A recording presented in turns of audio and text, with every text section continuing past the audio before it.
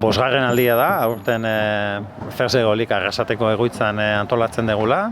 15. aldia da Fersegolik Euskadi antolatzen dela, Innovaskek antolatzen zuela Euskal Herri mailan eta bosgarrena gure egoitzan. Batez ere, nolabait gizartearen erronka bati erantzuteko.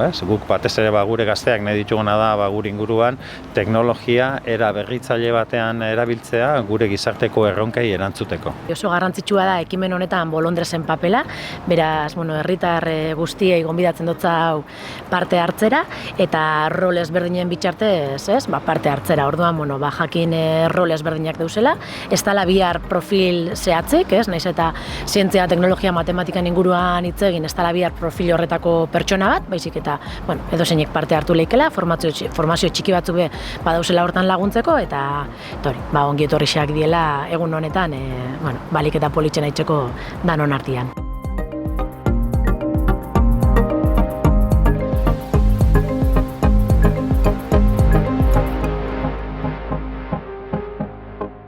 Garrantzitsua da, lehenik eta behin lankidetza, bai korporazioarekin, bai MU-kin eta Innobaskekin, azkenean teknologiaren inguruko talentua bertara ekartzia, Fersegolik bezalako lehiaketa baten, ez da lehiaketa bat esaten dana lehiaketa bakarrik, baizik eta bada kooperazioan eta zelabait adiskidetzan eta festa giroan egiten den lehiaketa bat, orduan guretzat ohore bada bertan izatea. 3 zati ditu, bata da teknologia, robot batekin eta diseinatu eta programatu egin behar dute.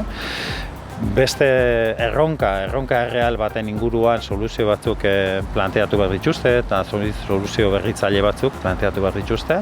Eta 3. zatia da nolabait Fersegoliko baloreak, eta hortan badago bai inklusioa, bai lantaldea, bai berrikuntza eta batez ere ondo pasatze hori.